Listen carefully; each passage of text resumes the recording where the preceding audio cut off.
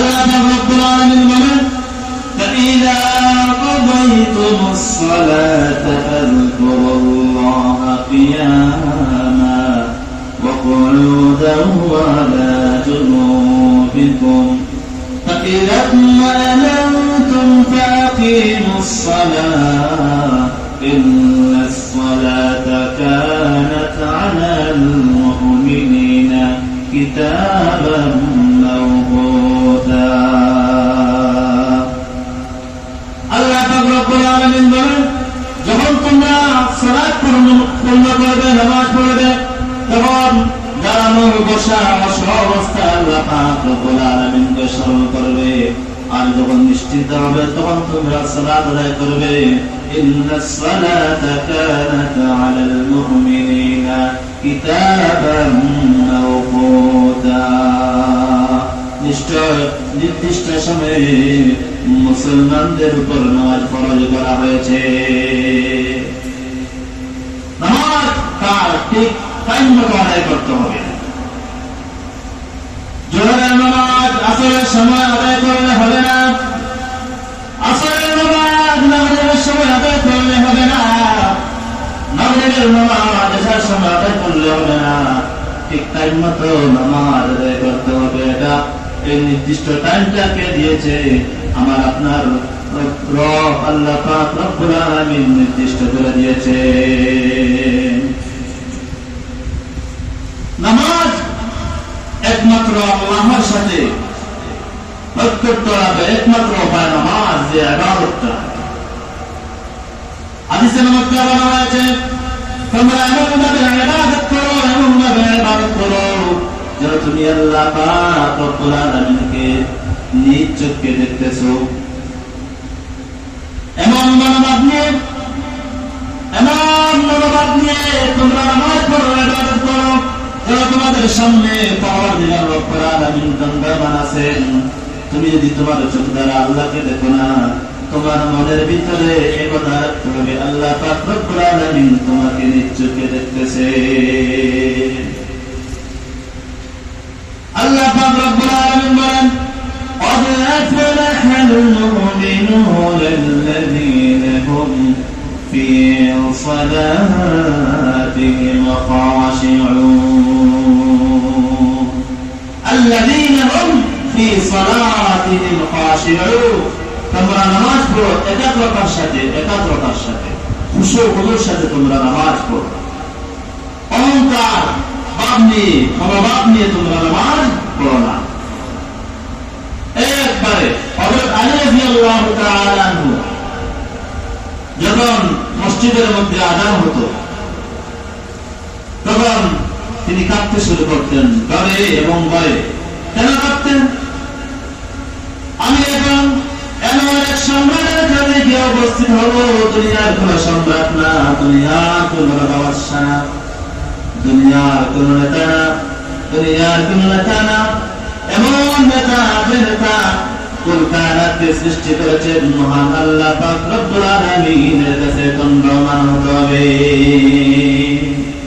এমন ভাবে তিনি কাঁদতে শুরু করতেন তিনি বলতেন যেন এমন এক সম্রাটের কাছে আমি গিয়ে উপস্থিত হব দুনিয়ার কোন সম্রাট না দুনিয়ার সম্রাটকে পয়দা করনে ওয়ালা সৃষ্টি করনে ওয়ালা মহান আল্লাহ পাক রব্বুল আলামিনের কাছে গিয়ে দণ্ডায়মান হতে হবে এই ভয়ে তিনি কাঁদতে শুরু করতেন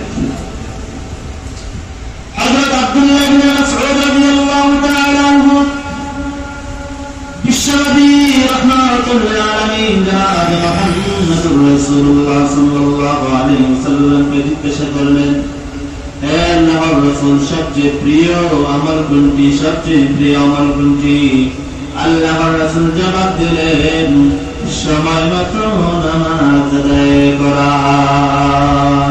সময় মতো নামাজ আদায় করা আমরা তো নামাজের ব্যাপারে একবারে গাফিল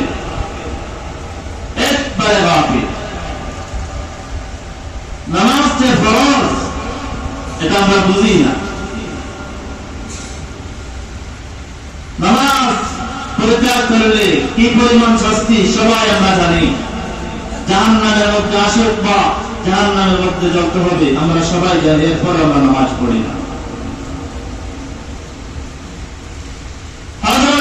ইবনে শুআইব তিনি তার পিতা তিনি তার দাদা থেকে বর্ণনা করেন বিশ্বনবী মুহাম্মদুর রাসূলুল্লাহ সাল্লাল্লাহু আলাইহি ওয়াসাল্লাম বলেছেন যখন তোমাদের সন্তানদের 7 বছর হয়ে যায়, কয় বছর? 7 বছর হয়ে যায়, তখন তোমরা তোমাদের সন্তানদেরকে নামাজের নির্দেশ দাও, নামাজের হুকুম করো। সন্তানদের যখন 7 বছর হয়ে যায় তখন তোমরা সন্তানদেরকে নামাজ পড়ার আদেশ করো, নামাজ পড়ার আদেশ করো। আর যখন সন্তানদের 10 বছর হয়ে যায় তখন সন্তানরা যদি নামাজ না পড়ে তখন তাদেরকে মারপিট করো এবং তাদের খানা বন্ধ করে দাও এবং তাদের বিছানা গুলোকে পৃথক করে দাও। এখন আমরা কয়জন আছি, কয়জন আমরা পিতা আছে যে আমাদের সন্তানদেরকে একদিনও নামাজ পড়ার কারণে, নামাজ না পড়ার কারণে মারপিট করেছে? একজন নাই। অথচ একদিন রোজগারে না গেলে অনেক বোকাবকি করে, এমনকি মারপিটও করি, এমন বাবা দুনিয়ার মধ্যে আছে কিনা? নাই, আছে। আমার সন্তান দুনিয়াতে আমাকে খাওয়াবে, টাকা পয়সা দিবে, এটা আমরা সবাই চাই, সবাই চাই।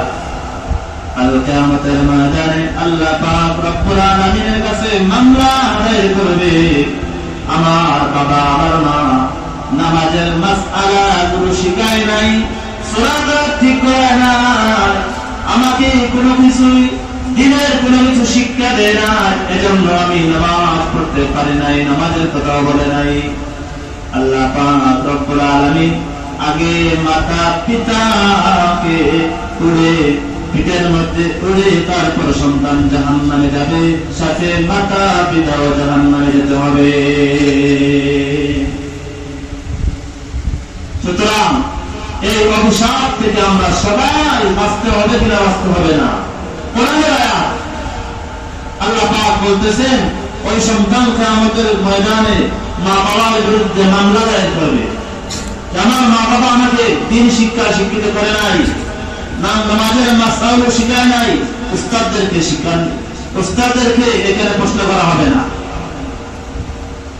উস্তাদের কাছে মা বাবা দিলে তো উস্তাদরা শিখাতেন, কিন্তু অনেক মা বাবা উস্তাদের কাছে দেন না, এজন্য সন্তানরা দ্বীন শিক্ষা শিক্ষিত হয় নাই, নামাজের মাসআলা শিখে নাই, নামাজ কিভাবে পড়তে হয় শিখে নাই, সালাত কিভাবে পড়তে হয় শিখে নাই। ওই সময় মা বাবাকে প্রশ্নের সম্মুখীন হতে হবে, কোনো উস্তাদকে নয়।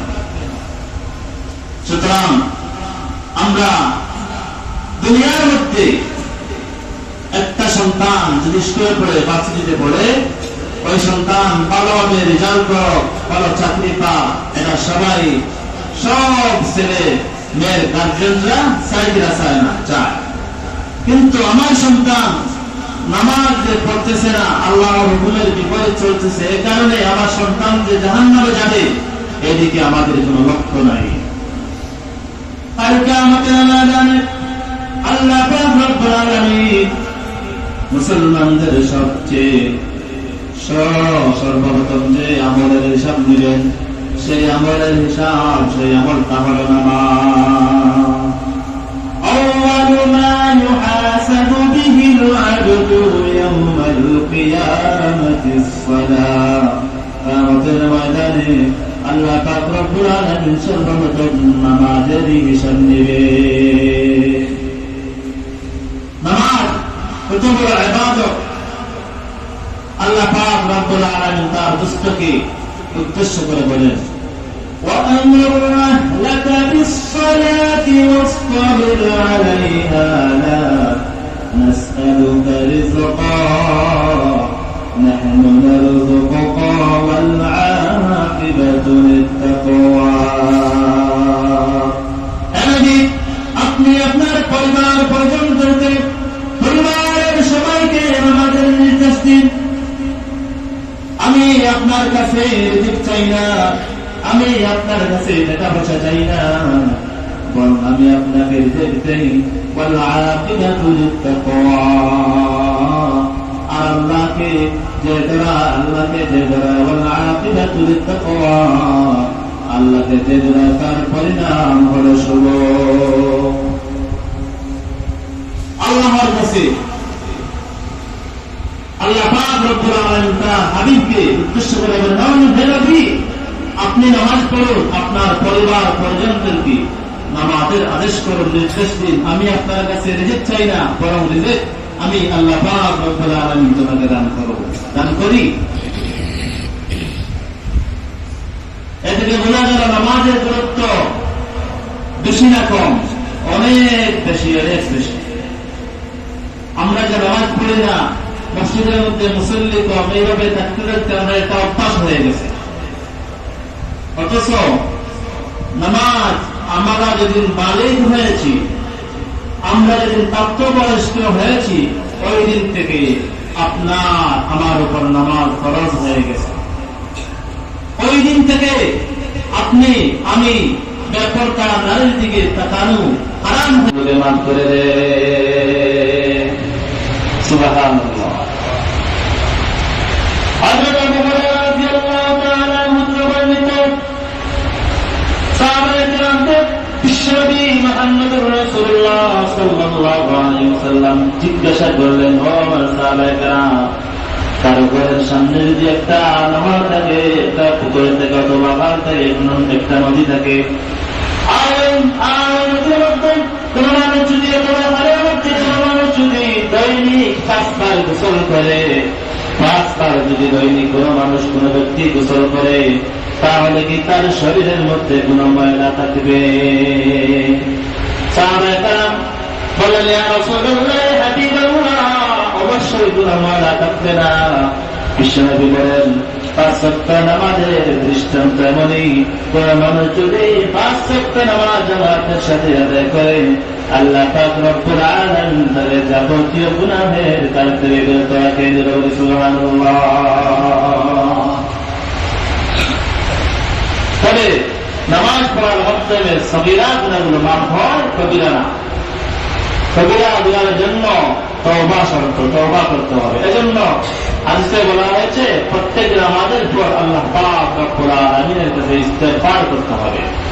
অধিক গুনাহের পর শর্মিন্দা হয়ে, লজ্জিত হয়ে, অনুতপ্ত হয়ে তওবা করতে হবে। আল্লাহ পাক রব্বুল আলামিন আপনার আমার তওবা কবুল করবেন। এই নামাজ এমন একটা ইবাদত, যে মানুষ নামাজ ঠিক রাখলো, সে যেন কর্মকে ঠিক রাখলো। আর যে মানুষ নামাজ পড়লো না, সে যেন তার কর্মকে নষ্ট করে ফেলল। হাদিসের মধ্যে বলা হয়েছে।